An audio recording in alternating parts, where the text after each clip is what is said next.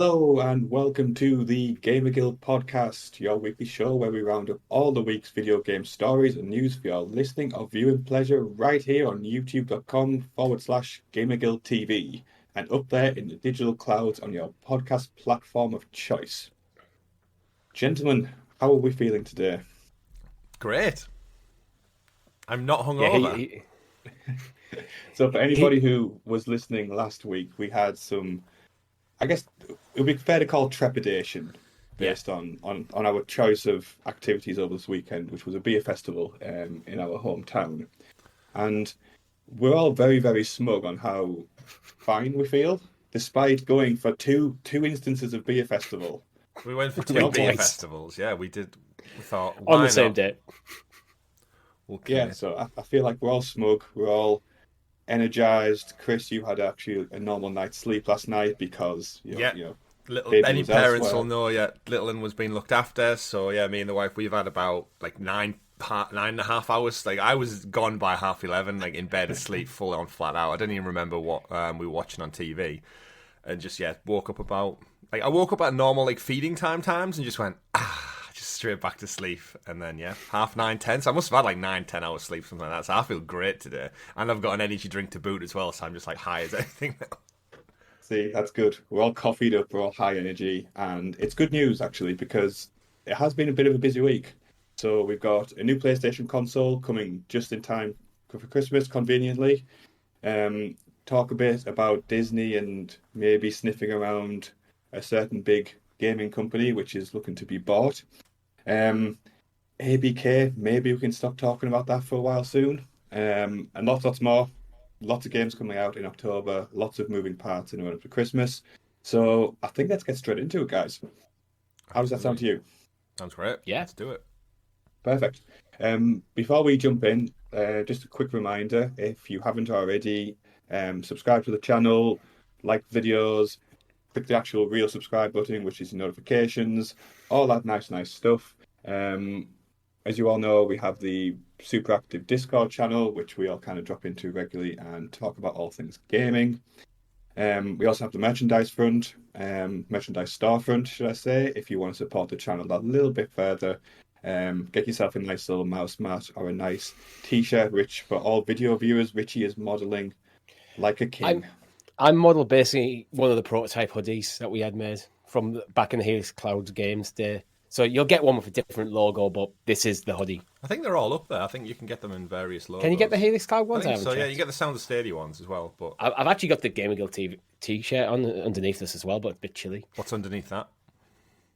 Skin and hair. Nipples, everyone. Nipples. There's nipples underneath. Cold. Underneath my clothes, I am naked. Cold erect nipples. I've just realised I'm sporting one of those parents' hoodies that's got my daughter's spit all over the shoulder. So as the show goes on, it'll just dry naturally. Yeah. So that is not available on the merch store. I mean, I can make it happen if people want, but that's really Chris's daughter's spit is not available for purchase via GamerGuildTV. Although it's an ample supply, and it never will be. So, to mark the packed October scheduled game releases, me and Richie last Thursday jumped into Forza, which kind of dropped.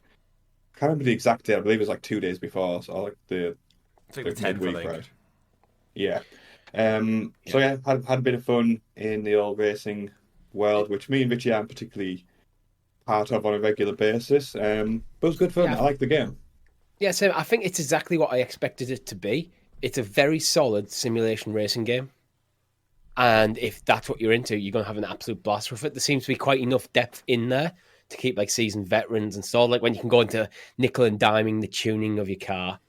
One thing I kind of like the idea of, you can upgrade your car, but you have like, I think, was it point score or power index or something? They had a number where the classifications of your cars, like whether it's B, C, A, S, that kind of thing, were based on the range of this score. So if you upgrade your car too much, it'd push it into the next like category. So then you couldn't do like a B class race because your car's now in A class. So you had that kind of thing where you could you can't just perpetually constantly upgrade, put all the best stuff available on your car. You have to pick and choose to customize your car to how you want to play. So I guess for seasoned players who are going to spend a lot of more time in this than me, stuff like that would be actually quite interesting to figure out how they get their car handling the way they want it to. Yeah, I think I had all the assists turned on though. Oh, naturally, yeah. Like there's a very, very deep game in there for like the enthusiasts, for people who want to get into it. The power levels definitely hit home when you picked some like top tier beast of a car, and I was just pootling on and like in the Mini Cooper. Yeah. It was our first race. We didn't set a classification. It was just me v Rob. I just picked a car. He picked a car. I picked a Porsche 911 Turbo. It was one of the 3 cars I owned in game. Rob picked a Mini because he owns one in real life. And it was like, oh, you know what? This might be an interesting race anyway, because we're both crap at the game, so I'm going to be crashing all over the place. And it was just on the straight. I was just pulling miles ahead. It's like, oh, this is like to the point where a few times I just stopped and let him catch up. Oh, you were that guy. So that's a good one. That's why the classifications exist then. In terms of the game itself, I'm guessing the visuals were stunning, as you'd imagine. Yeah. I played on PC, ultra wide monitor, like kind of jacked up all the settings to the max, and Jesus Christ, it's a beautiful game. Yeah, see, what we should have done is we should have got Rob to stream it rather than me, because I was playing natively on my Series S, which I played absolutely solid, rock solid 60 frames per second in its performance mode, and it looked absolutely fine. But obviously, on the Series S, you're not going to get the highest level of graphical fidelity ever. So you probably would have seen a much better image if Rob streamed it than me, but it's just the way we set it up. I think with the racing games anyway, they've looked gorgeous for years. Yeah. So it's always pushing the boundaries. And I think because you've got that motion blur, when you're actually playing the game, you kind of don't notice like the slight difference. But yeah, I'd imagine ultra wide PC specs. It's very much at a level of graphics where you don't notice it that much, unless you've went from like playing on like top end gaming PC, then immediately switched over to Series S. That might be quite jarring graphically, but 5 minutes in, you probably don't care anymore. So it's like it's not a problem. Yeah, with like on the low powered console. So remember when you used to play like old racing games, so like back in the day, Gran Turismo 2 or something, or World Rally Championship, and the crowd or the audience who would stand by, they'd obviously look great when you're in motion, but if you stopped driving for a second and just pulled up, it was just like a 2D template. The sprites. If you spun the camera angle, you got remember in Spider-Man the boat people, where if you went off Manhattan Island, there was a boat where it was being driven by just 2D people in like black suits. It's like a conspiracy thing within the game. They did eventually patch it out, but it was one of those where, the boat people they were called. So every game's got these creepy 2D renders of things that if you stop and take a look, they ain't human. But yeah, good to hear that once again. Another AAA game, Game Pass day one, free in all intents and purposes, and 2 big hits, Starfield and then Forza. Xbox on a good run. Yeah. If only they could buy... if you are one like a big racing game fan, especially in simulations, let us know in the comments what your thoughts are, because your thoughts are probably more valuable than ours for this. Yeah, 100%. And it was nice for me, seeing as though it's the first time I've actually pushed my PC, because normally it's just like early noughties games being played on it. So it was actually Starship nice Troopers. to see. Yeah, it was actually nice to see what it was capable of, which is very good. Chris, what have you been playing this week whilst me and Richie have been diving into Forza? Yes, I've been away with work a lot recently, in the middle of a job change, so not had that much time to play games, but what I have played is just more of Assassin's Creed Mirage. I'm intent on finishing that before Spider-Man next week, although the clock is very much against me now. However, I do have a bit of time off this week before I move over, so probably going to get that one wrapped up. The campaign seems to be ticking over at a nice pace, which is what we knew about this one, smaller title. It's probably just the mop-up that's going to be if I can get that done before Spider-Man, we'll have to see. But yeah, thoroughly enjoying it.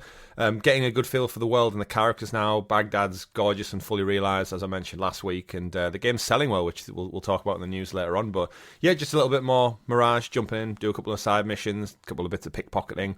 Really enjoying the stealth element of it. I think I mentioned last week just that kind of Hitman vibe it's giving off. I'm not running in all guns and blazes, and very much in a real world scenario, if you get kind of cornered by maybe 3 to 4 more guards, there's a high chance you'll be taken down, because the game is not about action. It's very much about stealthing your way around. So it's a nice pivot from the classic games. But yeah, really enjoy it and definitely recommend it still if anyone's looking for that Assassin's Creed fix before the next big one drops.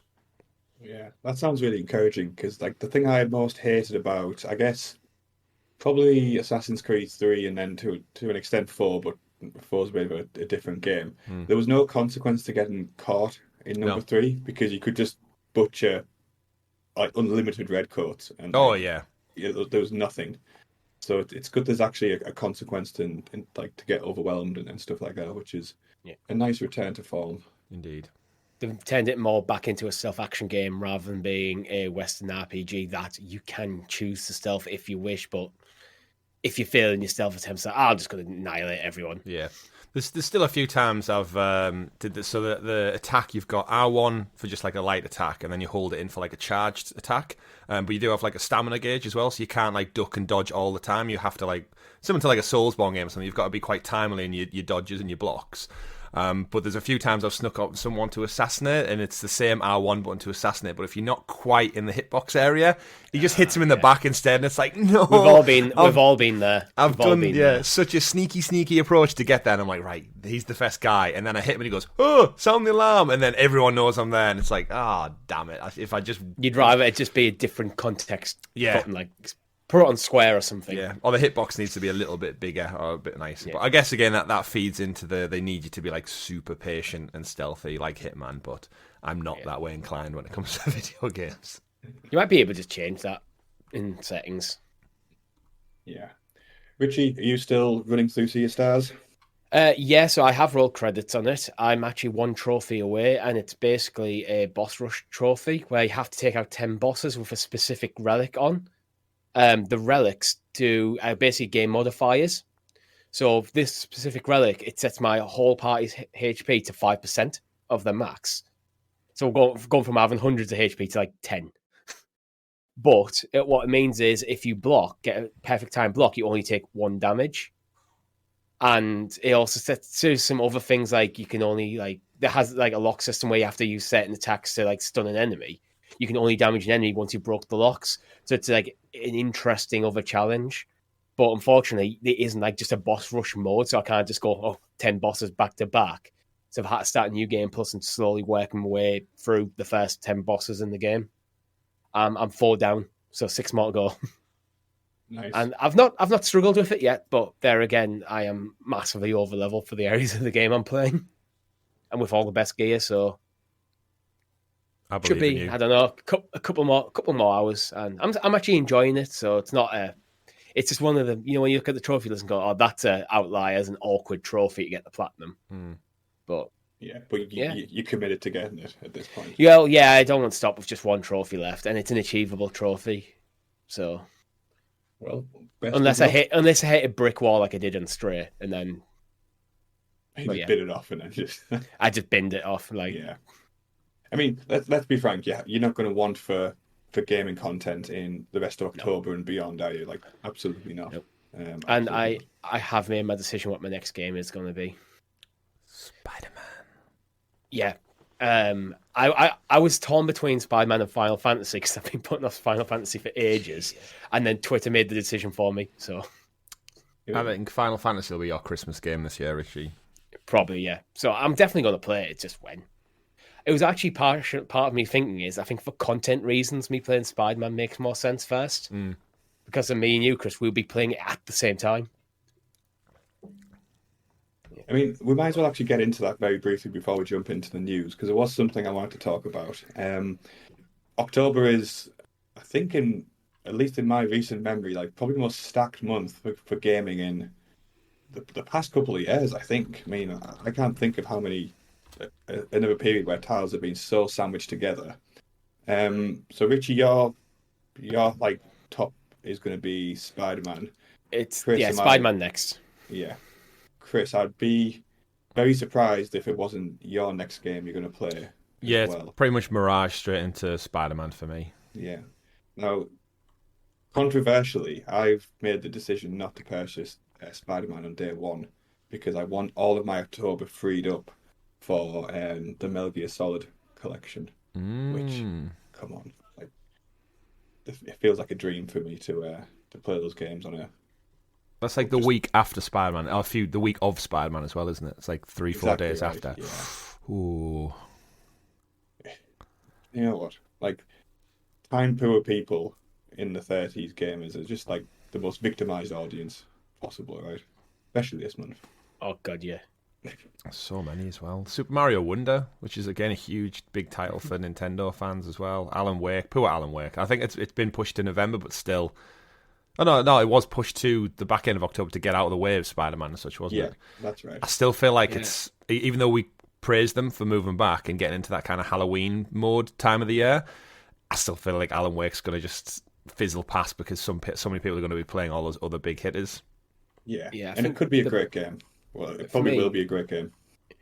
Looking at like the release calendar, I think the things that jump out to me most of games that people might be looking to play at the moment is obviously Spider-Man's up there, Super Mario Wonder, Metal Gear Solid Collection. Lord of the Rings Return to Moria, less so, but I'm always going to shout a Lord of the Rings title. Alan Wake, that's all October. Then like going into November, you got Power Wash VR. Yes, a bit less. VR. Yeah. Football Manager 2024. I like how you set that up. Going into November and then led with Power Wash Simulator. Like, yeah, well, it was the first one I saw that jumped out. Yeah, doesn't hold a candle up to anything we've just mentioned. November is a bit quieter, to be fair. Like, I think the biggest title is probably the biggest title is Call of Duty 3. But you've got things like Persona 5 Tactica coming out, Super Mario RPG on the Switch, Batman Arkham Trilogy comes out in December on Switch. And then there's a handful of stuff that hasn't been announced for dates that are meant to be scheduled for this year. Yeah, I mean, quite frankly, it's enough to keep us happy until spring, if nothing else were to ever come out in that period. So, yeah, I think there's enough to keep me happy till 2026 this year. So very, very fortunate. Yeah, it's going to be a fantastic October. But I think what it is time for us to do now is to get into the news. So who am I going to pick out from the panicked faces of who's going to do the intro? Richie, can you introduce us to the... No. The graciously gathered GamerGuild Gazette, aka The News. The News. And as with every week, the graciously gathered Gaming Guild Gazette, as is the news, is brought to you by our Helix. No, it's not. It's brought to you by our Guild Heroes. It's the first time I've done that. So, okay. It gets us all. Got me. We'll get it there in like 4 years or something. Is it my hoodie that's distracting you, Rob? You know what? The champions of our channel are champions in whatever we want to call them. Now we call them Guild Heroes, but they're the people who support the channel just a tiny, tiny bit more. By subscribing and supporting us, and it's something you can do for as little as 99p per month. Every single contribution, whether it be kind of monetary, comments, like speaking in Discord, it's all massively, massively appreciated, and every single one of you who listens is a hero in all of our eyes. So thank you very much for your continued support of the channel. Let's get into the big news, or should I say the small news, because the new PlayStation 5 Slim has been announced just in time for Christmas, and anybody who's listened to me go off on a tangent about how much I hate the behemoth of the original PS5 will know I'm quite happy about this news. So it's due to be rolled out in November, and based on what we can see from like the marketing material and the kind of the bundle of like dropped, it's looking about 30% smaller by volume, which again is a much needed reduction in my eye. It weighs like a quarter in some, depending on like the disc version and the digital version. So a lot smaller, a lot lighter, and judging from the artwork, it's just a lot nicer to look at, right? Like, what do you guys think about this? I still feel like it's almost like an ugly little brother for not the digital one. So to be clear, what we're getting in this is we're getting a terabyte boost in storage, a slimmer model, and all pretty much the same stuff in a smaller form factor. They've not changed any of the internals other than storage. The majority of the specs are one for one, so it's going to perform just as well as the current ones. But that disk drive one, my word, it looks like, you know, when people in your local like housing estate have had an extension put on the house, but they've gone with like the different colour brick to the rest of the house. It's clean up, done by a proper professional. It kind of just looks like a botched job stuck to the side. Bad garage conversion, shitty conservatory added on. It looks like that. Either that or it looks like a growth, because it just does not fit with the slit. Like the digital one looks like a sleek router as you'd expect.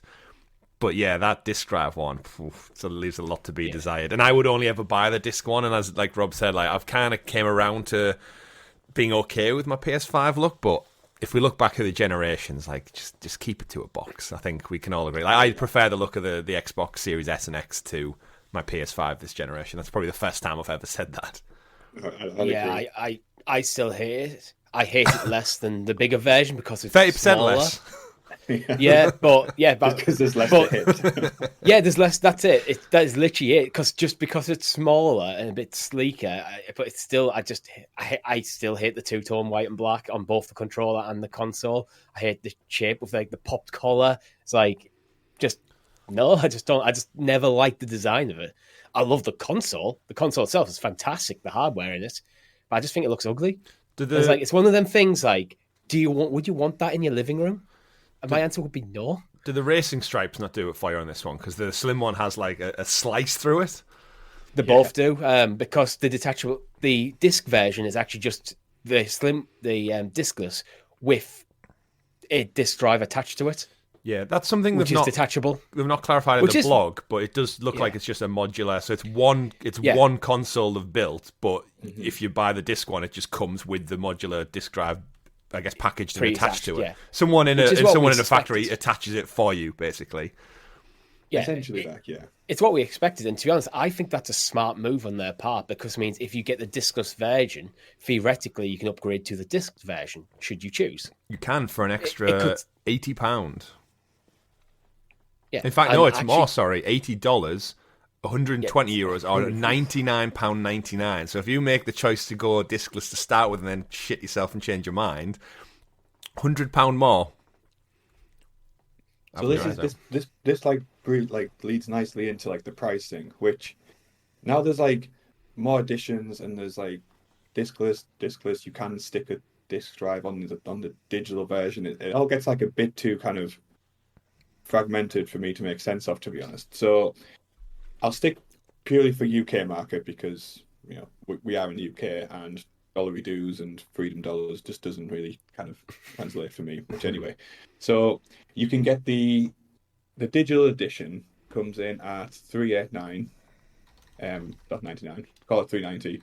The disc edition comes in at $480, but you can, as we previously mentioned, you can spend what was the disc drive again? It's £100 for the disc drive, so you're saving a tenner basically buying the disc version up front. Like you're saving a tenner to like kind of to pre-commit to the disc version, and then on top of that, if you want the console to stand upright as opposed to horizontally, you have to pay an additional £25 to get the stand. And let's clarify that even further. In all of their marketing material, it's stood vertically.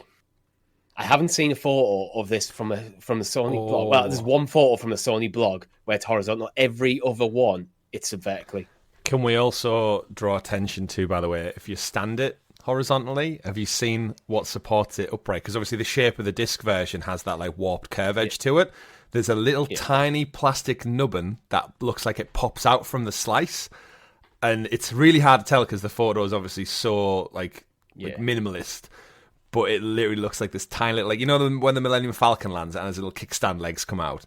It's like a really poor plastic version of that. And my ask of this is like, what if it snaps off? How sturdy is it? Like, it's they've gone obviously with the space age curved style, but then even the original one looks terrible on its side with like the little black disc that you have to unplug and unscrew. And you had to put out a YouTube video of how to unscrew. It's like, if this was just a block box, it would just stand. Like the PS2 stood up or down fine, like decades ago.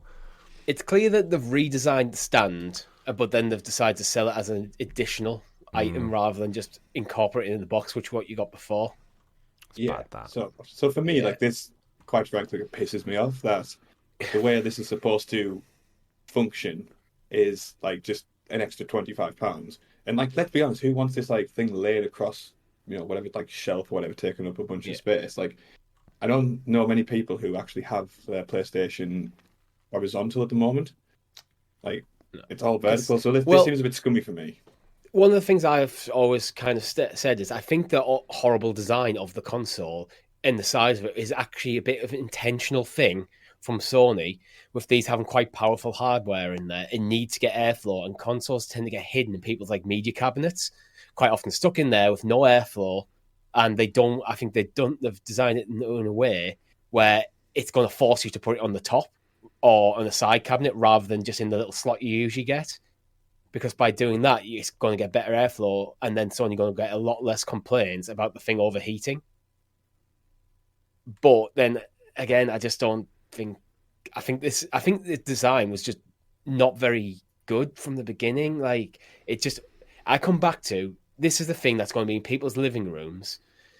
And if you had someone, I want a game console in my living room to just be subtle. I don't want it to be a feature of the room. I don't want people to walk in and go, oh, he's got a PlayStation. But that's what they're going for, right? They want that kind of high-end marketing like Apple get, where it's top-end premium tech, and it being a statement piece, I think, is part of the mantra for the PS5 going forward. That's why everything's white. It stands out, and it's garish. But then does it go with the aesthetic of your living room? I don't think they care, because they want it to be that centerpiece. And you see it a lot in kind of like top-end premium design of anything, is they make it different from the norm, so it does stand out. But I think without getting caught up on, clearly all three of us hate the design of it, we should point out that this isn't officially a PlayStation Slim. It is the PS5, and it will phase out the existing model. So come Christmas, it will cost you more money, which we know anyway. We've had a price rise in Europe and stuff for the last couple of months now. It is impacting the American market. They're finally getting the price rise that's hit all of us. So if you want a PS5, get one now before they're all gone. But my guess is Sony can get the price down. They've got, obviously, the production line slimmed, as the console is, and if I was looking for one, I'd hang fire for Black Friday, because that old stock of the original SKU, that's going to be dropping massive. I wouldn't be surprised if we see some massive Black Friday discounts everywhere. Yeah, I'd keep an eye on the second-hand market as well, because there might be a lot of people who want to upgrade to this version, because you know how people upgrade phones some people upgrade phones every 6 months because they need to have the newest version of the tech. So you might get some of the old model just discounted on second hand as people upgrade. Do either of you two think you're going to upgrade? It's not an upgrade, to be honest. It's just smaller. Like, I guess would you pay for the slim? Are you going to pay for the slim benefits? No, because I don't want to buy another PlayStation for no reason. If it was significantly more powerful, I still wouldn't, because I'd have to buy a new monitor to actually be able to handle it. So I'm not even getting anywhere near the most out of the power of my current PlayStation, and it's on the cabinet behind me, and it's absolutely fine there. So yeah, not for me. Again, if mine broke or whatever, and I'd have to commit to one, I guess I'd get one. But it's that. Yeah. It's a shame about the kind of whole disc drive thing, because aesthetically, I would prefer the digital one, but I'm still not willing to commit to that digital future just yet. This does obviously go a long way. If for whatever reason I need a second, I might consider going for the digital one as a second purchase. Yeah, I think it's prepping us, though, isn't it, for that all digital future? We know Xbox is doing it with the S. Now these are going, oh, don't worry, you can still buy it as a modular thing, which is great. But the way the digital market's rising, physical shrinking, I would not be surprised if the PS6 and the next Xbox are just digital's the only option. And then we see high street game shops just gone. They literally kill them overnight with an announcement like that. They're basically dead anyway. I mean, they are. Or dying, which is a shame. But Slim Shady. Okay. So, yeah, it's. I think it's a good move for the PlayStation in general, but maybe when our PlayStation start to fall apart, then we look to. I hope the PS6 is on the horizon by that point. Yeah, very true. I mean, we still might get a Pro, right, in the next 2 to 3 years. Not that we need a power increase, it seems, but we know Xbox has said they have no plans for that. And we know that from the leaks. But in terms of this, my guess is Sony probably have a Pro lined up for 2 to 3 years' time. I actually suspect the main reason behind these consoles is Sony trying to optimize their manufacturing process. Because now they're only producing one SKU of the PlayStation, plus a disc drive, which Sony can handle anyway, and one extra bit of plastic for like the extra cover for the disc drive. So that'll massively shrink the amount of manufacturing complexity. So that'll optimize their thing, which means they can make more profit, and that's something that seem to be very intent on at the moment. Yeah. We should probably point out as well, is it does say it's starting to roll out in November in the US, so we might not even see it in the UK in time for Christmas. I'm definitely sure that we will, because that would be terrible to miss that slot. But Yeah. I always think it's odd when we have these global launches, and some manufacturers still can't get with the unified international launch. Like phone companies do it fantastically. Every single year they manage to pop out a product and get it distributed globally. And there's something that really still irks me about, US gets it first, then maybe these markets. And people like Japan and Mexico and stuff get it. Like, Japan's the home of Sony, and they don't even get it first. A lot of it is regulatory stuff, because different markets have different regulations. So if this has been developed in the US, it's easy to get a market in the US, then they have to think about the extra documentation they need to get in other countries. And if they're on quite tight timelines, like either we push this to first quarter next year, or we can get it out in the US before Christmas and get that boost of sales. They're going to go on and get it before Christmas in the US. I mean, it's inevitably the biggest market, but I'm pretty sure it's made in China and Taiwan. So it's shipped one way, then back, then across. But it doesn't really matter. It's like whoever puts it on the market is the legal manufacturer. So although most of it is like built in other countries, it's technically a product that's built in the US. I know, but still logistically, you still have to put it on a plane or a ship and get it across the planet. So it's just annoying that it's not universal. Yeah, it feels like the game is a bit further behind, right, than, I guess, other comparable markets. But let's see when we get it. It must be before Christmas, but we'll keep you updated on what happens on that front. Moving on to another bit of news, and it's important to preface this by saying these are very much rumours and kind of hearsay and whatnot. But there's been whisperings of Disney looking to acquire a major gaming publisher, and the obvious kind of jump that people are making based on kind of the whispers are that it's most likely like someone like EA.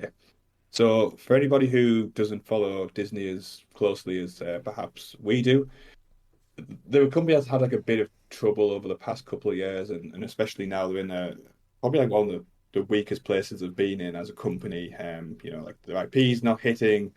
Kind of the Marvel boom is, I guess, over. Star Wars is in a bit of a, It's very hit and miss, Star Wars. Yeah, they don't really have a lot going for them as a company. So that's led them to, I guess, look a bit further in the entertainment sphere and look specifically at gaming. There's been confirmed that Bob Iger, who took back over Disney, I think, was it last year or the year before? We're talking 12 to 18 months. Yeah, right? It was Bob Iger was the one who kind of led them into the Disney Plus generation and the transformation of some of their parks and movie kind of landscape. And then he left on a massive high. Bob Chapek came in. They can only hire Bob as CEO apparently, so you might be in there, Rob. You might be in there. Yes. And basically, he took them through COVID pandemic. So even though he wasn't a bad leader, financially, the parks got closed, which is their biggest revenue stream. So they had no money coming in from theme parks. Obviously, the movies struggled throughout COVID as well, like Black Widow having to go on Disney Plus. There's no revenue from those. And then, like you said, Star Wars and stuff pivoted towards content for Disney Plus, which meant no ticket revenue from the movies, and it's just it's gone through that. And then they brought Bob Iger back, and he's took over from Chapek, the board of directors and stuff, voted him back in. So he retired, but then came back to steady the ship essentially. Shares went up a little bit, but he's now coming to the realization where they put that much money into projects like Disney Plus and stuff, but they're not seeing the benefits after those massive acquisitions. Remember, they paid a lot of money to get Fox as well, billions of dollars. And it's that world where even though they make so much money, it's still not good enough somehow. I don't think they've used the Fox IP yet in any real significant way. There's stuff in the works with the MCU and stuff, but the MCU, as you said, feels like it's on the decline. Since Endgame, I think the combination of Endgame and when COVID hit is kind of this current phase of MCU is just kind of hammered it a bit, and then the films haven't been very good, to be honest, most of them.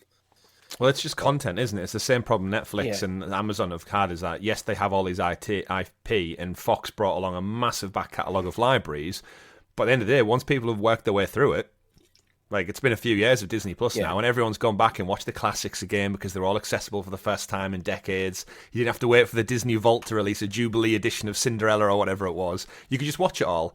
And my biggest criticism of what they've done with the likes of Star Wars and stuff is, because they've pivoted so much of their IP towards television, their revenue stream is just Disney Plus. Whereas the movies, at least you got that boon of 500 million coming in, 600 million, and because they've done that, we're almost like conditioned to not expect movies now. So Marvel's a bit tainted because it's just like 6-episode seasons. Star Wars is now 6-episode seasons, and we don't have the big hype flagship, let's all go to the cinema with our friends and family and enjoy a 2-3 hour movie. It's kind of gone. It's been washed away, which is a shame. For me, like, with the MCU, I think a lot of the paint's come off after Endgame. Endgame was like kind of a nice end point for the MCU. Then they've tried to get it going, and then Kang, it just seems like I just don't care about him as a villain at all. I don't like multiverse stories and time travel stories as a general rule of thumb because I think they just cause more problems in your narrative than they solve. And then they're just left with this, and then a lot of the big hitters have left the MCU.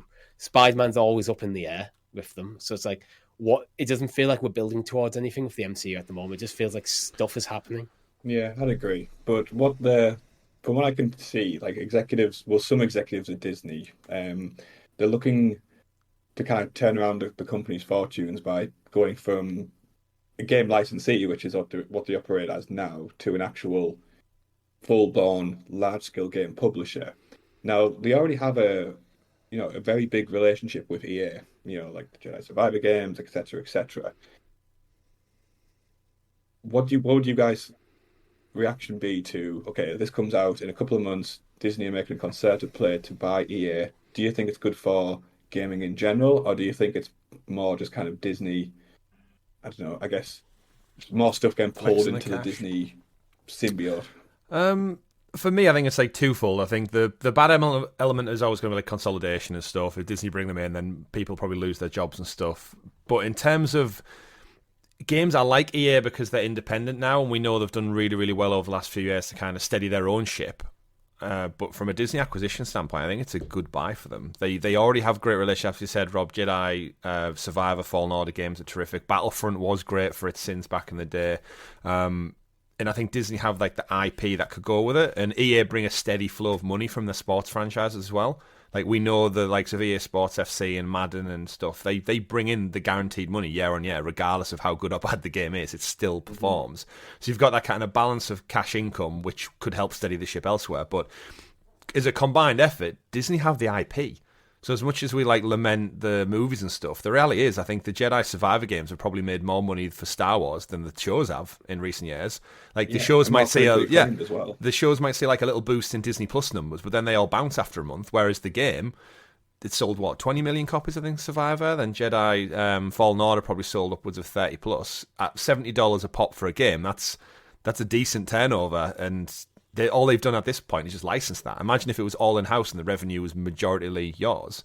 And they've got all IP that we haven't even seen yet. There's a Black Panther game, there's an Iron Man game, all this stuff in the works. So they've got the IP. I just think EA or Ubisoft, they don't need necessarily to build themselves. They just need studios that are capable of tying in with their IP. Mm-hmm. Yeah. More interestingly as well, like, I don't know about you, but the thought of having more overlap with the games in Star Wars would be like super exciting, because there was a tiny part of me that held out hope on the Ahsoka series to see like a Cal cameo. Like that was always a hope, but like that brings those possibilities kind of much higher. Richie, what do you think? Excited? I'm not sure, to be honest, because I think EA to me feel like they're heading in the right direction, and Disney feel like they're heading in the wrong direction. So replacing the current EA management with Disney's management, I'm not convinced that's good for games outside of Disney's IP. I can see the advantage for Disney. They're getting a massive publisher who is probably acquirable with the resources they have. They've got all these studios, but it depends how much like the Disney's like executives start fiddling with the gaming industry when they're not from the gaming industry. So I really don't know how that could play out. So, and it does feel very much like one massive corporation just eating up another, and you never know what the consequences of something like that's going to be. Yeah, I think that's at the moment, I think Disney are not in a bad place in gaming with their licensing out, because at the moment, it means I think they can almost in a situation where they can actually treat the IP better by picking and choosing their partners, who's going to work with, someone can call to Disney and pitch an idea for one of their IP. And if it's something like say if they're trying to keep everything Star Wars very tight in canon, someone pitches an idea and goes, no, that doesn't fit with our canon, rework these few points and it can fit, they can still have the power over the IP. Or they can go, no, that's not going to work for us at all. But then Disney could actually see something like, see a game come and go, oh, that's a great game. I think that could work for a Star Wars game. Then they could reach out to them. Where if they buy EA, I think they're stuck using EA studios. I also worry for the indie side of EA as well, because it does crop up occasionally. What if there's... I feel like it's one of them. Disney won't care about the indie side unless it's a Disney IP. And if it doesn't make enough money, it's just going to be killed. So I don't know. I'm on the fence. It really sees what the plans would be. But Disney themselves are non-committal about it at all. It's just something that is being pitched internally, seemingly. Yeah, I think it's capitalist 101, isn't it? Where they're all looking to make more money. And like you said, they make perfectly ample probably licensing the games out. But then there's got to be loads of people on the board. More money doesn't lead to a better product. Yeah, there's loads of people on the board. Often it can be the reverse. Probably just going... But we could have more money if we did it ourselves, like if we did it in-house. And it's the shareholders as well, because you're getting Disney shareholders now in charge of a gaming company, which are very different to EA shareholders. Yeah, EA shareholders are probably more knowledgeable, I'd assume, of the gaming industry and the trials and tribulations. So it's really hard to see what this could be. It could be amazing, it could be terrible. There's more acquisitions going to happen, isn't there, in a few years? Like one of the big ones, I'm still waiting on Apple. I feel like they're still a sleeping giant who... They want in on gaming, but they don't know the right way to do it. Like, if Apple came in and bought EA tomorrow, I'd be like, yeah, that makes sense from their standpoint. They acquire loads of studios. They get to go. That's terrible, though. As a gamer, but from an Apple shareholder standpoint, that's a big foot in the door with gaming. It's kind of like Disney. It's these companies that have money to throw around, and they look at the gaming industry and go, it's the biggest industry on the planet right now, and it's only getting bigger. We have the money to get in easily, like Microsoft are doing with buying Activision. They're just swinging that big dick money around and get what they want because they can afford it. And they just beat out all the other competition because, again, capitalism's got to that size now where there's only a big few who can do this. And, we've seen it happen. So it's the water's not settled. Yeah. Yeah, so it'll be very interesting to see what the future holds for EA. It's important to note that they have restructured their company. So now they have EA Sports, and I think it's EA Entertainment. That's something, whatever that name. So like, they're willing, the kind of position to be bought is like two separate entities if needed. So yeah, it'll be very interesting to see what happens to EA. Again, one of the only companies that hasn't been acquired by a bigger player in the past couple of years. It feels like EA and Ubisoft are like the last two big ones, and Square are the last like kind of three big, like, recognised publishers that are standing independent. Yeah. I think Embracer might go soon as well. Have you seen all, like, there's like rumours of saying like Embracer, they got the Tomb Raider and stuff in those studios for cheap because of the long-term goal was to basically make Embracer just have as much as possible, but then almost in a way like purposely mess it up so that other people can come in and buy the Tomb Raider guys, Square, Eidos and stuff for cheaper. You know, like behind the scenes, smoke and mirrors, business dealings. Because like 300 million for them, we said at the time, was like obscenely ridiculous. I'm sure there's laws against that, but how can you do it? Yeah, it's like, well, Embracer suddenly tank it. They lose this deal with that Saudi company, and then all of a sudden you can get everything Embracer for like what, $500,000 or something. It's like, shit, that was a good ass deal. It's like dodgy insider trading kind of stuff. But yeah, I mean, one company that has been taken off the acquisition kind of menu, if you want to call it that, is ABK. Finally, the deal with Microsoft has been approved. It's went through. Nobody at this point can block it anymore. There's some people that can investigate further. Richie, I would love to see one guy with a placard going, no. No to ABK. Yeah. So, it feels like we've talked about this every single week. We've been running this podcast. The deed has been entire done. Run of X-Pass. Yeah, the marriage or hostile takeover, however you want to call it, has been kind of complete. Phil Spencer kind of released a statement, very PI, but I'll kind of read it in full because it's just kind of feel like I need to mark this occasion with something. It's as one team, we'll learn, innovate, and continue to deliver on our promise to bring the joy and community of gaming to more people. We'll do this in a culture that strives to empower everyone to do their best work, where all people are welcome and is centered on our ongoing commitment of gaming for everyone. We are intentional about inclusion in everything we do at Xbox, from our team to the products we make and the stories we tell, to the way our players interact and engage as a wider gaming community.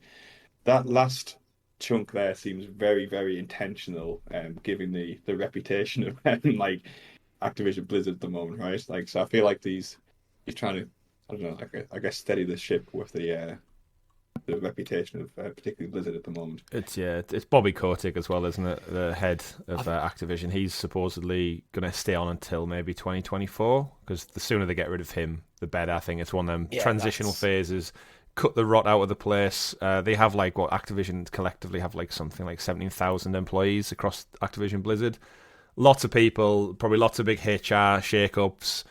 But I guess the biggest question for me is when do you think we'll see these games on Game Pass? Because we know the Bethesda stuff was quite quickly after.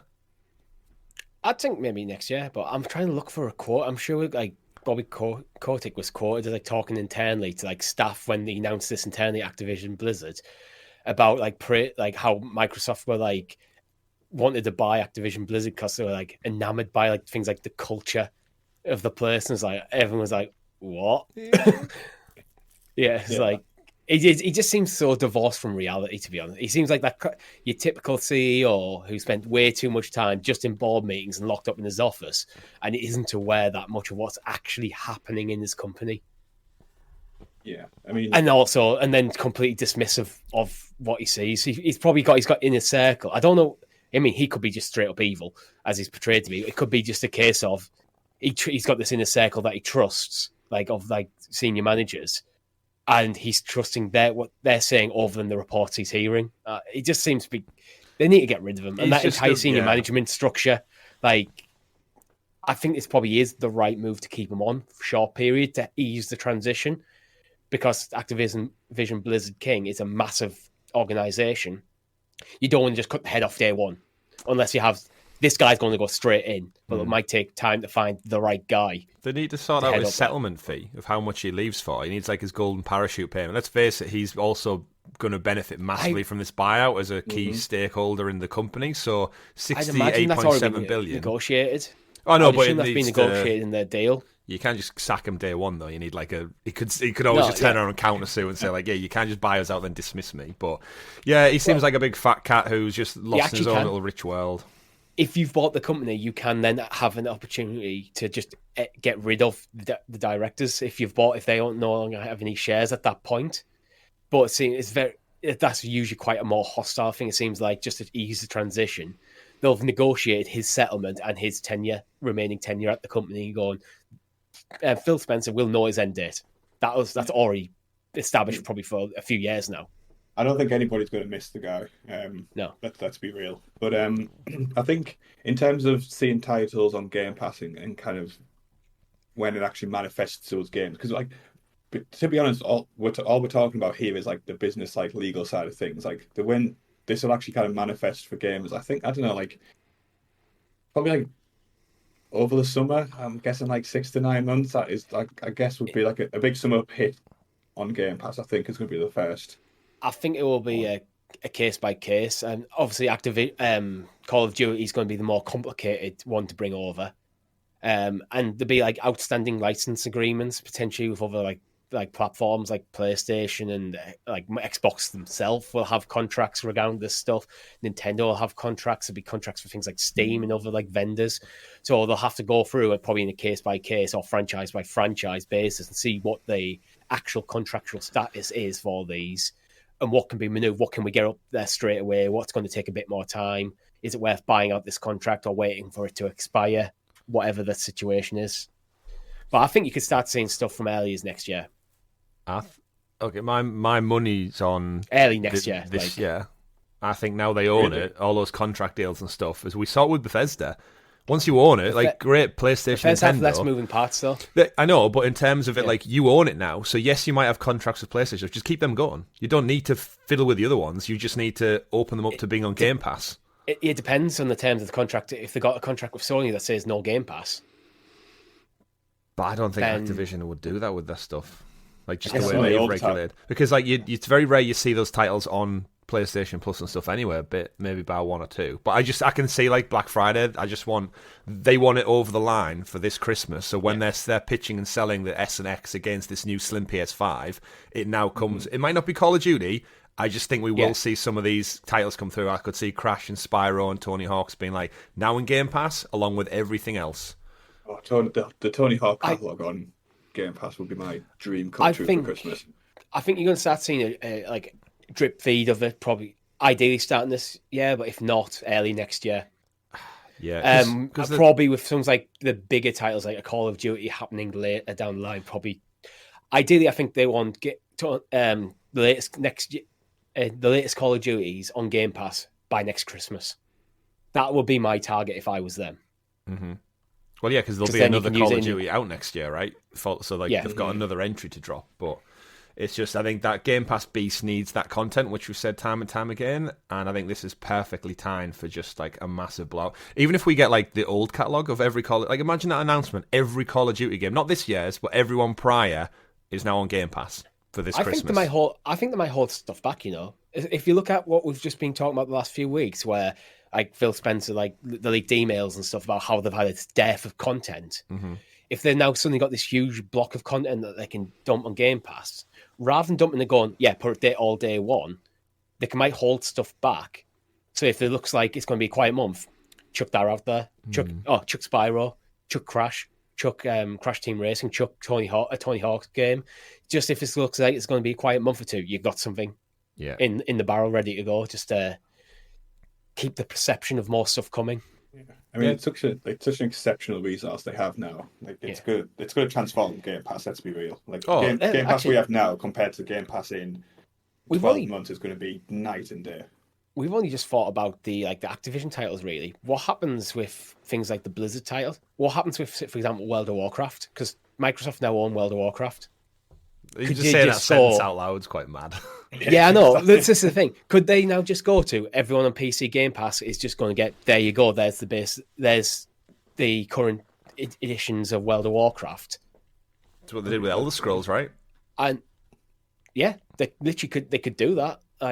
And that would help with the player base. I don't know how that would impact things like the revenue streams. I don't know what like the in-game microtransactions are like for World of Warcraft nowadays. Mm-hmm. But it could give the game a boost if it's just suddenly there free, so you get a load of people jumping into new content because they have it on Game Pass. Yeah, and then the one thing we always miss out on and we forget about as well is the mobile division, like King, like Candy Crush raked in like $20 billion over its life cycle. The reason is I think that's just they're not going to do anything. They don't need it. They're just going to leave that alone.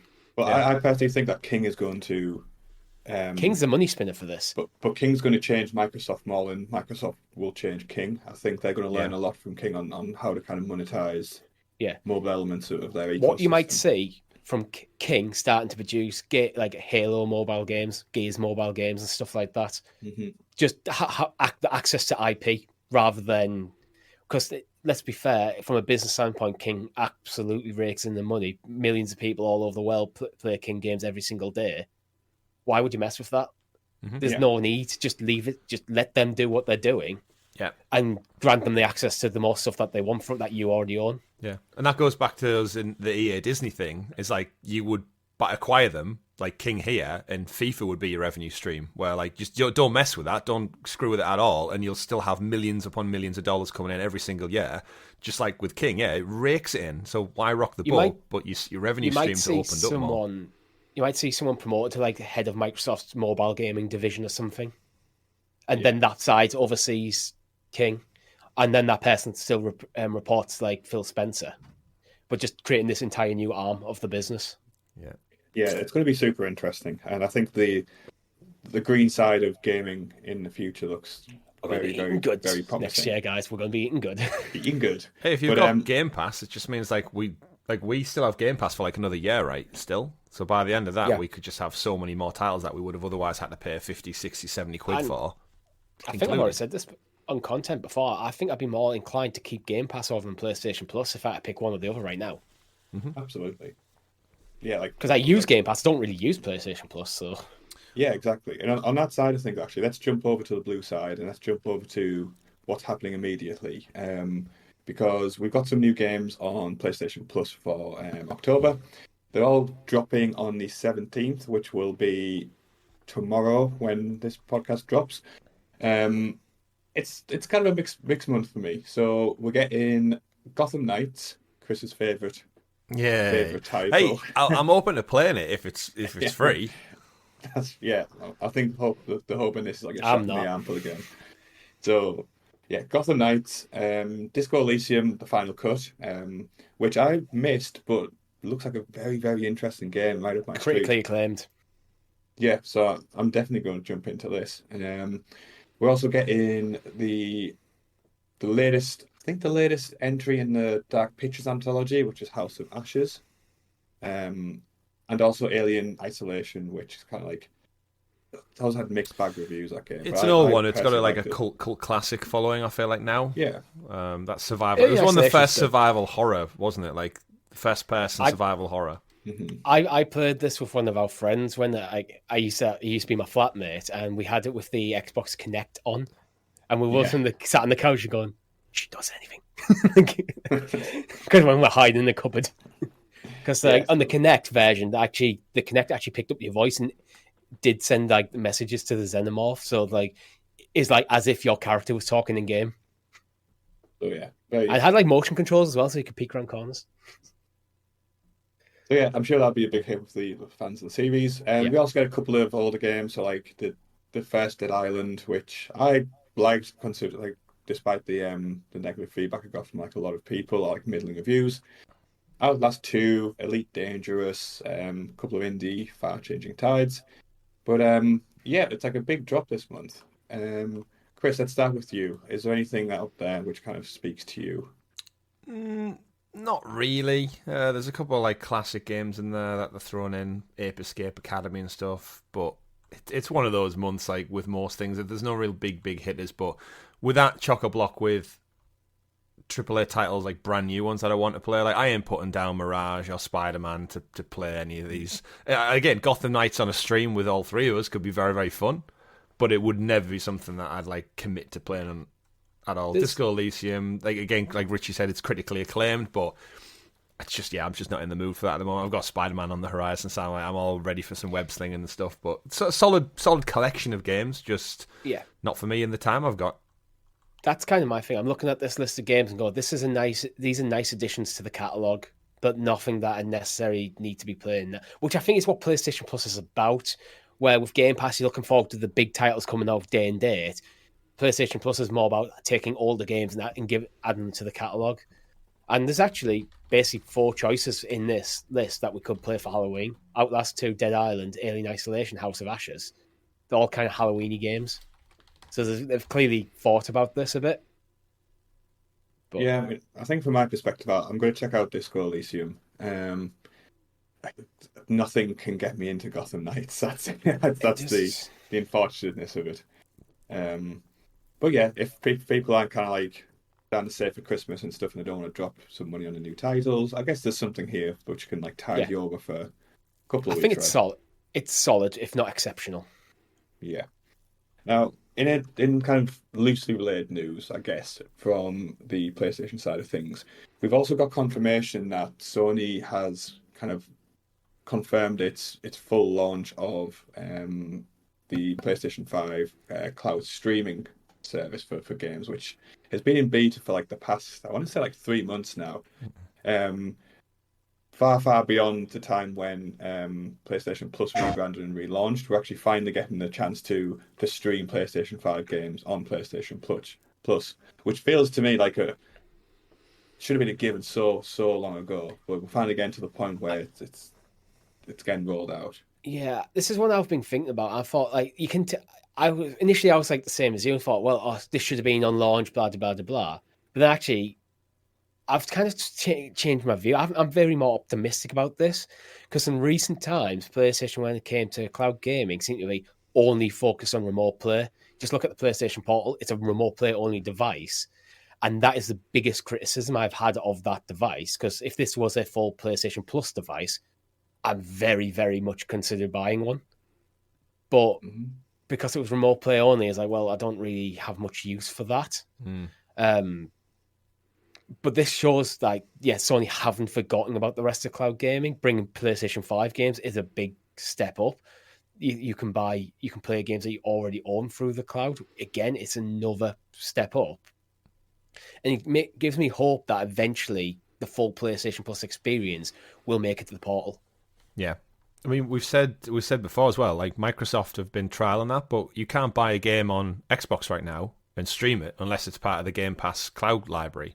So this is kind of like a step forward, but as Richie said, they've kind of like nurtured it behind the scenes, and they put out some big statements here. They're stating you can stream it 4K and resolutions of support up to 60 FPS as well. So it's not just like your basic streaming service. It does seem like they've spent a bit of time and they've gone into it. So these big titles, their tentpole titles, are playable, like the likes of God of War and stuff, and upcoming Spider-Man.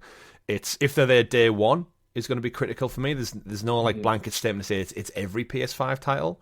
It still says starting this month, select PlayStation 5 titles, which is always the little caveat asterisk that can get in there. That's the key word there, isn't it? But the big thing for me is, like, as Richie said, the reason I've not really used it is because you look at what games were streamable, and I think the only real big one today that comes to mind was Stray last year, where and the performance was crap. Yeah, and it didn't work fun. So if they've incubated this for like an additional year, and now it's ready to go forward, hopefully it'll come out and it'll be fantastic. They need to look at the PC counterpart component, because we all agree that's absolute shit. I was about to bring this up. At the moment, this is to the PS5 device only, which makes me feel like this massively watering down the benefits of cloud gaming. If you're already streaming a PS5 game that you own to a console that can just run it, to a device that can run it natively, it feels like, unless it's just a short, quick look at a game, if you're going to play anything for time in that game, you might as well install it. And then you're not dealing with the negative side of cloud gaming, for like the extra latency, which I don't know what it'll be like with this upgrade. The potentially your internet provider being twats and just killing your internet for brief periods of time, stuff like that. But again, I'm choosing to be optimistic with this because it's proof that Sony is still working on it. It's just they're working on it at a rate slower than I would like. I think both Sony and Microsoft have probably deprioritized this a little bit since the death of Stadia and the cloud gaming. But it seems like they are still working on it, just with smaller teams. And more will get there. There's no, outside of GeForce now, there's no massive pressure from any company for them to be the best in cloud gaming right now. Well, so they're just happy to slowly get there. As an interesting side note as well, I was reading this week the new guy taking over from Jim Ryan, Hiroshi Totoki, I think that's the guy, who's got it for like 6 months while they sort out Jim Ryan's replacement. I was reading stuff today where he's huge on like cloud gaming being like the next big step they want to invest in. So it's kind of interesting that he's going to shepherd the next kind of phase of PlayStation in. Like, he might even get the job in the end. You never know with these type of things, but there's a big focus, and I think this could be the start of it. And back to what Richie said, like, if they announce, maybe not initially at launch, but if that PlayStation Portal can somehow become a streamer for PS5 games, you can play Spider-Man PS2 on the move over Wi-Fi with a PlayStation Portal. That could be such a good selling point to get people in the door. It could just be they want the Portal out this year before Christmas to get them Christmas sales, but the cloud streaming is not going to be where it needs to be for that device till next year. So rather than delay the Portal till the cloud streaming's ready, get the Portal out now, and then you can have almost a second wind next year when you got the cloud streaming up to where you need it to be. It's got to be a must, because if you think about the irony of it, I can boot up, in theory, looking at this, PS5, my console at home, I can stream Spider-Man 2 if I've bought it outright, just via the cloud, and then I can pick up my Portal and stream that to my Portal so I can play Cloud Spider-Man 2 via my console to the Portal, whereas surely just give me that internet link to stream it via PlayStation Plus Premium and just like cut out that middleman console, because it doesn't seem like it's required. But like you said, Richie, whether it's just not ready or it's not been cooked properly enough, I think it's a trick that they're definitely going to overlook if they're not making that move. But we should remember as well, before Google Stadia and Amazon Luna and Xbox Cloud Gaming came out, it looked like the nails were in the coffin for PlayStation now. It looked like they were about to abandon it. It almost felt like you could see the U-turn. So I think Sony are probably behind in development than the other platforms, and they're playing catch-up. So Yeah, I'm choosing to be optimistic that they are working on it. This is an upgrade to what you're getting. It's not ideal. It doesn't go as far as I'd like it to, but I think it's good. Yeah, It's the right direction. They've called the entire thing like a large undertaking for our teams, which is why they're doing like a rollout over the next couple of weeks. It starts on the 17th of October for Japan. Comes to Europe, which I assume we're rolled into the 23rd of October, and then it's the 30th of the month for the US. You have to remember as well the infrastructure that they need. They're not Microsoft or Google. They don't have farms and farms and farms of servers. Mm-hmm. They Exactly. need to produce that or acquire it somehow.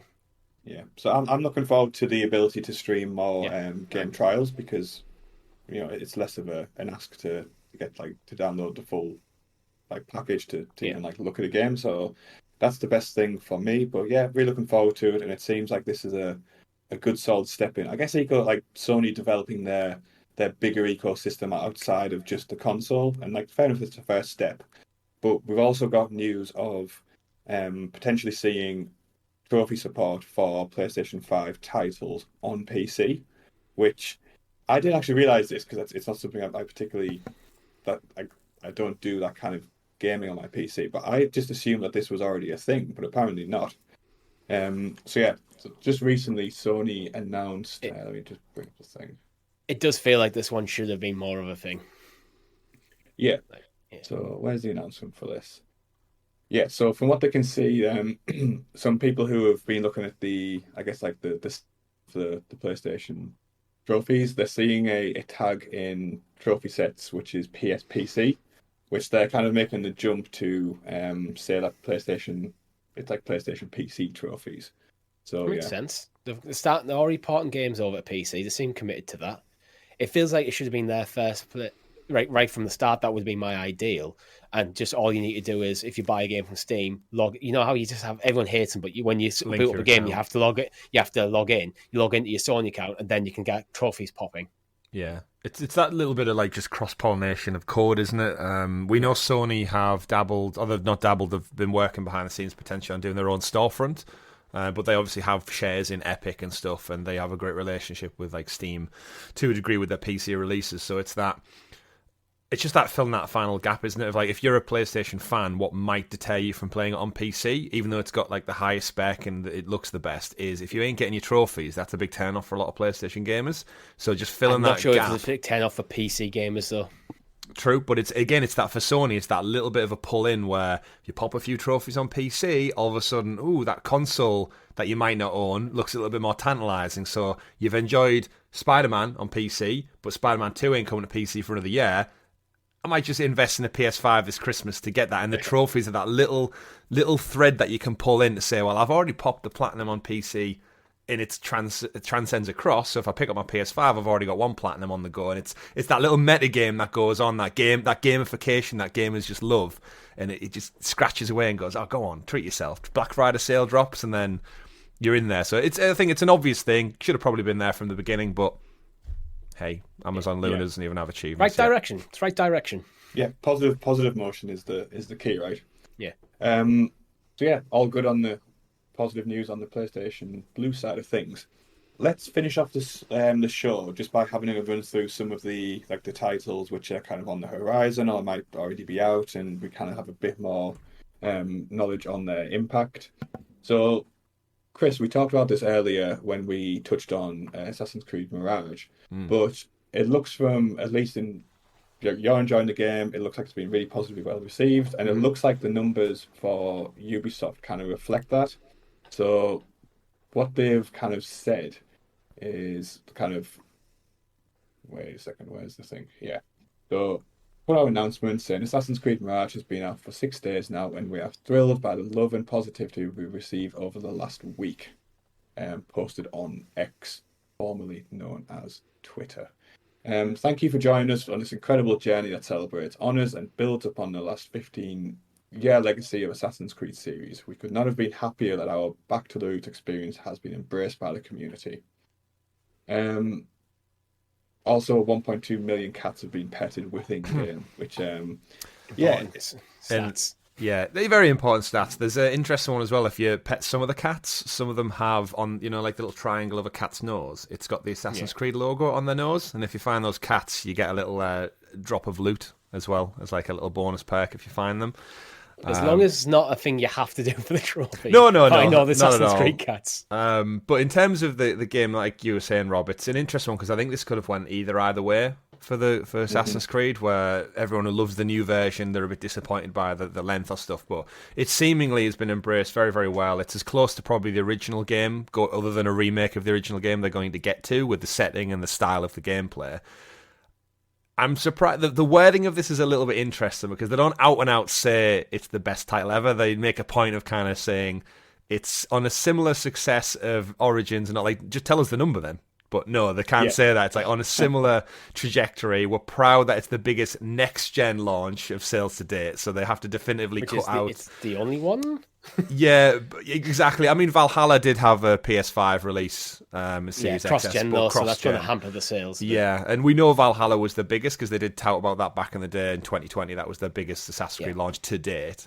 But you know what? Origins and Odyssey did really, really well. So it being anywhere near on par with that, because this could have been an absolute fail story if it wasn't embraced, or people didn't think they were getting the money, or people who played Origins, Odyssey, and Valhalla were like, well, this is nothing like the games I've been enjoying. But I think it's got enough similar DNA. It's kind of bringing in the old audience and the new and kind of collectively going, hey, you know what? Have fun. And at the end of the day, Assassin's Creed's so fucking big for Ubisoft that it's going to sell well regardless of where in time you plonk it, really. But I'm enjoying it. Go pet those street cats. Indeed. Sound advice for life and for gaming as well. Now, maybe street cats avoid a little bit because I'd imagine they can be quite like plagued and disease-ridden and... Yeah, use your best... Your mileage may vary. Yeah, with street cats, Yeah, okay, fair enough. Better advice, probably. Let's jump over to the 2D kind of side-scroller world for a second, because we have... I think it's fair to say that OGs of gaming in Sonic and Mario both dropping titles this week. Very imminently. It's kind of a tale of two sides. So I'll jump into Mario first. So Mario Wonder previews have kind of landed, and from what I can see, like it's universally positive. So pulling a couple of just like quotes out from what we've seen. So Fuxnet, never heard of them, but whatever. They probably haven't heard of us either. Wonder is possibly going to be the Mirage Mario game, and it's certainly the freshest and most surprising 2D Mario has felt possibly ever, which is very, very high praise for 2D Mario. We've got IGN giving it very, very high praise as well, saying Wonder proves that once again Nintendo remains an incredible innovator, consistently keeping you on your toes with its ingenious mechanic and way to play. It has also established an impressive history of rarely using the same trick twice, even within the same game. And after the glimpses of the wild stages we've seen in the latest trailer, it feels like the possibilities for the plumbers and friends are endless. So, yeah, basically no bad news on this side. They've done it again. Nintendo, turns out, know how to make a Mario game. They've done it again. Yeah, it looks fantastic, and Richie, you're I guess the most stalwart of the Nintendo audience. Does this pull you back into Mario? No, not personally, because I think we discussed when it first got released. What do they need to do, Richie? What do you want, Richie? Well, I was about to get to that. Like, I've discussed before that I'm more of a 3D Mario fan rather than a 2D one. I never really played that much of the 2D Mario games as a kid, so my first real Mario game was 64. Where I think you, Rob, have played more of the 2D ones than I have, so you were the more 2D Mario fan more than me. Yeah, I had the one disc the one cartridge that had like the 4 games on, and the special VHS with Craig Charles. I think I've mentioned that before. Yeah, I've always more of a Sonic fan in the 2D space, and Mario in the 3D space. But I'm not that much of a 2D platformer anyway, so... Okay, but for anybody who is into that space, this seems like another just stellar inclusion to it, I think. Yeah, this is it. I'm happy this game exists. I'm happy that Nintendo seem to keep making great Mario games, and because they're beloved, so it's good news. Good news. Chris, any interest from you, or is it just too packed at the moment? It's too packed again. I'd have fun with it. I always have fun with the 2D side. I played New Super Mario Bros. On the not on the Wii U, on the Wii, I think, back in the day, and it's been that long since we had another one. It was when they got the Switch re-release. It was the Deluxe, wasn't it? New Super Mario Bros. Deluxe. It was like the Wii U one was the last one. It got ported, yeah. I'd have fun with it, but yeah, just way too much to play right now. But good for Mario, still chipping away, and he's got a new voice actor as well in Wonder. It's not confirmed by Nintendo, but a voice actor called Kevin Afghani is claimed to be the voice. So, do you know congratulations, Kevin. He's got a big mustache to fill. I'm sure he'll knock out the park. Do you know what? Where he's made his first mistake already? His tweet to say he's incredibly proud to have voiced Mario and Luigi in Super Mario Bros. Wonder. Thanks Nintendo for inviting me into the Flower Kingdom. Why does this tweet not just say, "It's a me, Mario"? He's the voice actor. That is the best line he could have possibly used then. Yeah. It's me. But yeah, he'll never get that chance again, will he? Now because no, he said it. It's out there in the wild. But again, I don't think Nintendo intend to make a big deal because they had that whole weird thing with Charles Martinet, where they're like, oh, he's an ambassador now. He's no longer doing it. He's technically retired, and that could upset, I guess, some games. Even though he's an older guy who deserves his happy retirement, but I think keeping it quite like Mario is Mario. He's not a voice actor. He's not a Chris Pratt coming in. It's the sounds of Mario that you're familiar with. So this guy might be voicing it, but I don't think they want him as like their role model. From what I've heard on like people who've actually played the game, he's done a decent enough job. Mm-hmm. It's not like it's not like what do you call it? You're not in the uncanny valley listening to him as Mario. Yeah. It's fine. I mean, he only has like 3 lines anyway, doesn't he? Like when you're playing along, he doesn't do much. Wahoo! It might be a long, deep story. Mario might be fully voiced in this game, for all we know. You know, I didn't even think Chris Pratt did a bad job bringing him to life in the Mario movie. Like I enjoyed it. I didn't think, oh shit, this is Chris Pratt all the time. Which is like it just sounds like a dude would sound like with a slightly higher pitch voice. Yeah. Good news from the Mario side of things. Not so good news from the Sonic side of the coin, to be honest. Right. So the he corrects rings anyway. Yeah, well, good. Yeah, like the reviews are coming in for Sonic Superstars, and they're not great, to be honest. There's one kind of exception, which is Gaming Trend, who give this 9 out of 10, calling it a delight from start to finish. From start to finish and beyond, which is even higher praise. But for the most part, we're looking at 6, 7, 6.5s, and people are kind of saying, you know, it's a good solo experience, but it starts to kind of fall apart as you introduce more players to the mix. So, as an example, I think IGN sums it up best when they say Sonic Superstars has a mix of both interesting and ill-advised new ideas, making it an enjoyable Sonic game, but not exactly a super one. And I think that the way Sonic is at the moment, and kind of it needs a hit to kind of get life back into it, and it looks like this isn't the game to do that. Yeah, they had Mania, which was a hit, and then what was the 3D open world one that seemed to do okay? Frontiers. Yeah, Frontiers. Yeah, I think Sonic might be just destined to be in the 7 out of 10 bin. Just like this is what Sonic is. It's just a 7 out of 10 platformer. If you have nostalgia for it, you're going to really enjoy yourself, but it's probably not for most people. That might just be what the IP is, and occasionally it'll step out of that and get a surprise hit. Because let's be fair, it's been a long time for Sonic since there's been a massive, massive hit. Like the only 2 I can think of in modern times are really like Sonic Mania and Sonic Origins, which was more of a celebration, which went back to like some of the old levels and stuff. So that's kind of cheating a bit. Yeah, to a degree. Yeah. But I love that game though. Actually, I had a great time playing it. Yeah, I just wish that like Sonic would get back to like its former glory, but I don't think I'm going to see it anytime soon, unfortunately. But hey ho, it is what it is, and I think we'll round out the show now, because I think there's a couple more games on the horizon, but they've got there's a lot of unconfirmed kind of rumors, which I think would be better to save until next week when things solidify a bit more. Is there anything? What's the next week of gaming look like for you two guys? Mirage for me.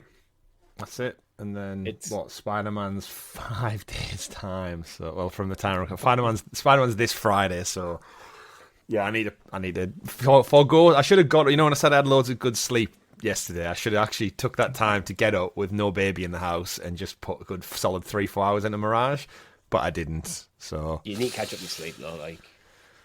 yeah, but as gamers, we know we always sacrifice sleep for gaming. So That's the way it You're works. planning to finish Bloodstone as well, aren't you, next week, Chris? yeah, Tuesday I think I've rearranged the live stream too. So that's probably got another 3 or so hours into it. But I've enjoyed Bloodstone. It's just again finding the time. I had to rearrange last week's stream because I had it lined in I think for Tuesday, and then it didn't work out. But my intention is to finish that and then into the Spider-Verse. Richie, what about you? For me, I intend to get the platinum and Sea of Stars, and that's achievable. I just need to grind out the last few bosses to get there. I do want to go back and do another Ocarina of Time stream because I enjoyed the first one. I do want to maybe turn that into a full playthrough. So I don't know when that is, but I'm hoping maybe sometime next week I'll get a stream in. We'll have to figure out what we want to stream later in the week. We can talk off camera about that. What if anything specific? Because we do have Spider-Man coming as well next week, so maybe that's an ideal. Do like a few hours of the opening of Spider-Man on Friday or something, and then obviously Spider-Man. Yeah. So it's a very, very big week. And let's cap this off by having a look back in time to see what big things dropped on this day in gaming all those many years ago. And this week in particular, 2 really solid titles which are close to my heart got a sequel, and that was Red Faction with Red Faction 2, which came out 21 years ago, which tells you how long ago the actual original game for that came out. And also Roller Coaster Tycoon came out same day, 21 years ago. Oh, what a day! Two solid titles. Disco Elysium came out 4 years ago. 4 years ago. Yeah. Jesus. Do you know what came out? I don't know why, but in this list that we use to check these things, there's apparently a title which came out today, as at the time of recording, on a Nintendo Switch called Need for Spirit Drink and Drive Simulator. Okay, that feels like the least Nintendo game possible. Yeah, so Drink and Drive Simulator. Need for Spirit Drink and Drive Simulator. Obviously, I feel like they intend Spirit to be. Really? How does that get past? I misread that initially as Need for Speed Drink and Drive Simulator. So did I, because I almost read it like. So that means they know what they're doing. Title. So you step into the shoes of a hapless professional driver tasked with transporting various alcoholic beverages such as beer, spirits, wine and brandy to certain venues like birthdays and other miscellaneous celebrations.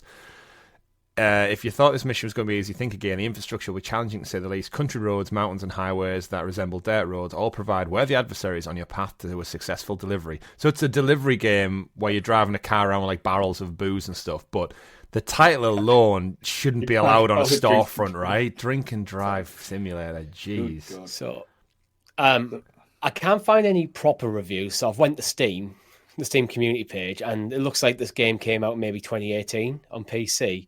The first review I read was, thumbs up, he's got 4.3 hours on record. This game changed my life. And everything else is largely called it trash. Better or worse, it changes its life. Yeah. But, so someone in February 2022, product received for free, give it a thumbs up and went, literally the worst game ever made. I mean, yeah, I don't think this is going to cut through the gaming literally landscape. threw up after playing this for 30 minutes. Nice, thumbs up. Thumbs up. Okay. I don't think Spider-Man is... It's a meme. It's a meme. In terms of the other ones, though, you got to shout out, I think, what Rob's already pointed out. Red Faction 2, great. And I think Roller Coaster Tycoon is seminal. One I would want to point out as well is Night Trap for the Sega CD, which was one of the first games to have like live VOD. It actually got a remake, I think, like a re-release, where it was taking actual actors and making like it was like a horror game. I think people broke into the house or something. It was like a teen horror slasher movie thing where intruders come in the house, but it was one of those that got the government's interest because people will literally break into a house on real video footage, capturing these young girls with under hidden camera and stuff, and dragging them out the house as victims. And you can imagine that 31 years ago being very problematic for people. Oh God, yeah. Yeah, back in the days where it looked like full motion video was going to be the future of gaming for cutscenes. Yeah, I still look at that with like fond, not this particular one, but like the actual it's taking victims from a house. It's that era of gaming where the graphic style will change vastly depending on what part of the game. I think Final Fantasy VII is a perfect example of that. Depending where you are, the graphics just change massively. Yeah. Between cutscenes or in the overworld, or between battle, or just within a city, you got about 4 or 5 different art styles going on. No, very, very fond memories. But that's all we've got time for in this episode of the show. I hope you've enjoyed our kind of meandering off into the weird and wonderful history of gaming to close off the show. Just once again, thank you everybody for all your continued support, whether that be just watching the videos, liking, sharing, subscribing to the channel, like talking in Discord. It all means a massive lot to us. And again, I appreciate everybody who comes and kind of encourages my journey as host on this show, and every single positive comment is very, very welcome. So thank you. Anything else anybody would like to close out the show with? Thanks for watching. Go play Spider-Man. Yeah, thank you. Yep, I agree with Chris. Thank you very much, everybody. My name's been Rob. I've been Chris. And I've been Richie. And remember, play wherever makes you... Is that still the slogan? Yeah. Play wherever. Go play Spider-Man. Yeah, that's the new one for this month. Go play Spider-Man. Thank you, guys.